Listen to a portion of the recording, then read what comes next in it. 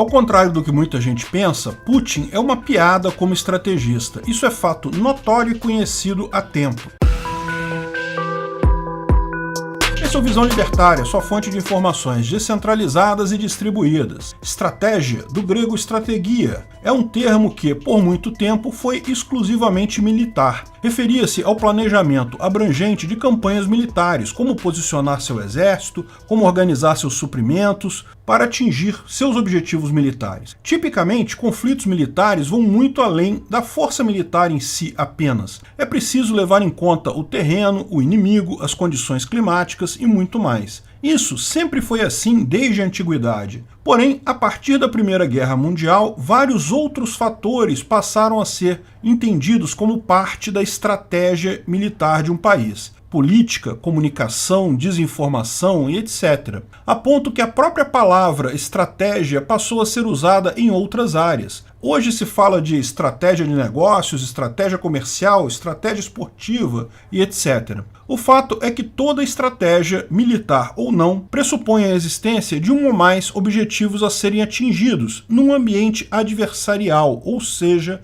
outros grupos, exércitos, empresas, pessoas, vão estar também disputando aquele mesmo objetivo. Tipicamente implica em um jogo de soma zero. Para eu ganhar, meus inimigos têm que perder. Ou eu conquistei os objetivos, ou meus inimigos conquistaram. Note que é uma visão contrária à economia de forma geral, em que não há jogo de soma zero, com algumas raríssimas exceções. O objetivo estratégico último de todas as sociedades humanas, de todos os países, é o desenvolvimento, prosperidade e segurança. Esses são objetivos tipicamente econômicos, ou seja, podem ser obtidos muito mais com cooperação, não de forma adversarial. Daí o fato incontestável que cada vez menos países recorrem à violência física, à guerra em si, à estratégia militares para atingir os seus objetivos últimos. Simplesmente elas não são adequadas para os objetivos a serem atingidos. E, neste quesito, Putin, como estrategista, é uma tragédia completa.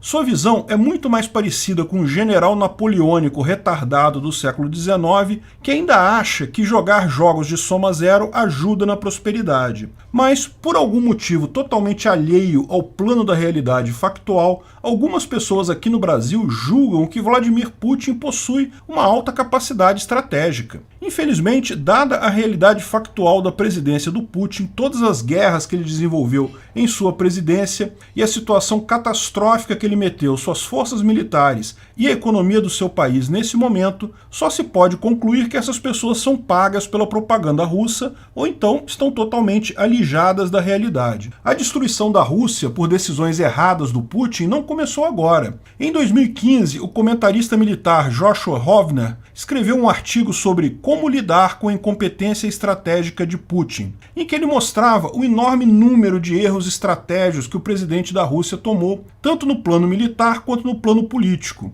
Pior, a resposta dele a esse artigo de 2015 se mostra como nunca certeira. Dizia ele no final que Putin vai acabar causando a destruição da Rússia em algum momento do futuro. E estamos nós aqui, 7 anos depois disso, vendo isso acontecer na prática. Quando o artigo foi escrito, em 2015, Putin havia acabado de anexar a Crimeia, em 2014, e estava, naquele momento, fomentando os movimentos separatistas na região de Donbás, que, porém, tiveram muito menos sucesso do que ele esperava. O analista aponta que Putin é um estrategista tão ruim, mas tão ruim, justamente porque tem dificuldade de entender a associação entre violência militar e objetivos políticos e econômicos. Ou seja, quando entra a violência, sai a economia. É sempre assim. Além disso, parte de alguns pressupostos absurdamente errados, o que gera sempre estratégias muito mal construídas, inadequadas e, por fim, sempre desastrosas. Ele mostra como Putin, a troco de absolutamente nada, destruiu o futuro econômico da Rússia em 2014, quando ela estava, de fato, seguindo o caminho de se tornar novamente uma superpotência. Destruiu isso por um motivo banal e sem absolutamente nenhuma vantagem de tipo nenhum. Para quem não se lembra, a Rússia, após o colapso da União Soviética, passou por um período extremamente importante de privatizações na década de 1990. Literalmente, as privatizações da Rússia foram as pior feitas em todo o mundo. Consistiram em políticos escolhendo amigos e dando as empresas para eles. Ali se iniciava toda a classe dos oligarcas russos. Mas, como eu já disse aqui no canal várias vezes, mesmo a pior privatização do mundo é melhor do que manter a empresa estatal. Por mim, eu dava a Petrobras para o primeiro cara que passar na frente do Edise de graça. Isso ainda é melhor do que manter a empresa estatal. Ou seja, essas privatizações na Rússia fizeram bem para a economia local. Porém, infelizmente, a crise econômica advinda não das privatizações, mas da dissolução do regime soviético, fez com que muitos russos culpassem esse período liberal pela situação de penúria na Rússia. Sim, as privatizações lá foram mal feitas, mas anos depois a economia se tornou extremamente competitiva, exatamente devido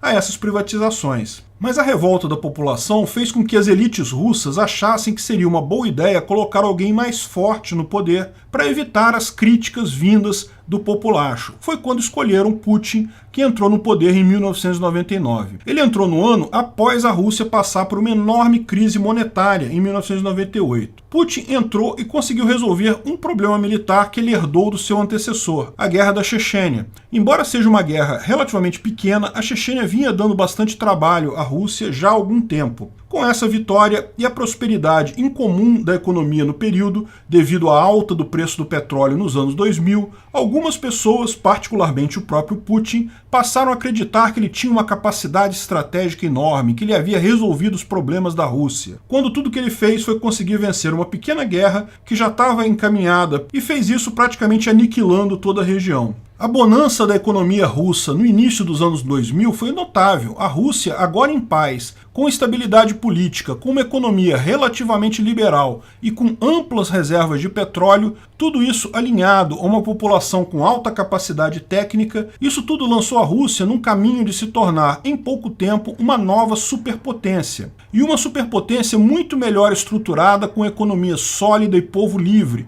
ao contrário da União Soviética. Mas daí entrou em cena o fantasma do medo irracional do Putin de uma invasão do Ocidente. É muito importante notar este ponto porque isso acontece aqui no Brasil também. Existe entre muitos militares e muitos civis um medo irracional da invasão da Amazônia. E igualmente, tomar decisões com base em medos irracionais, com base em uma falsa premissa, fatalmente gera estratégias erradas que podem sair muito caro no final. Putin tem essa visão, talvez relacionada à teoria do Heartland, como explicamos no vídeo por que a teoria do Heartland é pura baboseira, de que o Ocidente queria invadir a Rússia para roubar sua população e suas riquezas. Ele ignora o fato de que países democráticos ocidentais têm uma luta enorme pela prevalência política, que se torna a cada ano mais avessa à violência física. A população já percebeu que cooperação comercial e econômica é sempre muito superior à conquista de território. É totalmente impossível o mundo ocidental invadir a Rússia ou a floresta amazônica? Não, totalmente impossível nada é, mas é extremamente improvável e basear sua estratégia em possibilidades extremamente remotas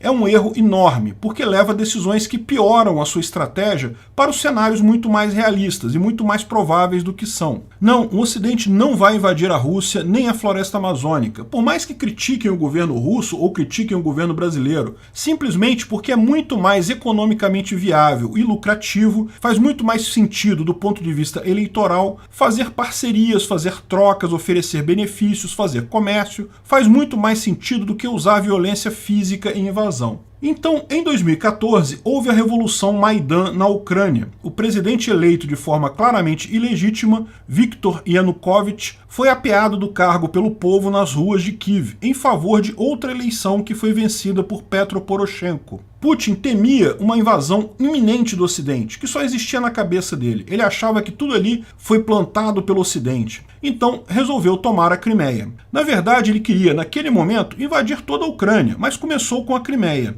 E ali ele encontrou condições extremamente favoráveis. Ele já tinha um contingente enorme na base militar russa de Sevastopol, que, embora estivesse dentro da Ucrânia, era uma base militar russa. O exército ucraniano estava sucateado e sem liderança naquele momento, porque, lembra, acabou de ter uma revolução. Só que a ação absurda e sem sentido de invadir um território legítimo e soberano de outro país fez com que os outros países ficassem preocupados com a Rússia. Criaram-se as sanções econômicas de 2014, que foram colocadas à Rússia. A partir dali, a locomotiva russa, que estava a caminho de se tornar novamente uma superpotência, descarrilou, por incompetência estratégica pura do Putin, por considerar uma hipótese remota como ponto central da coisa. Por escolher a violência contra um inimigo que não existia, ele optou por cortar laços econômicos que não apenas impediam o avanço da economia russa em direção a seus objetivos reais, como também tornariam menos provável o Ocidente invadir a Rússia.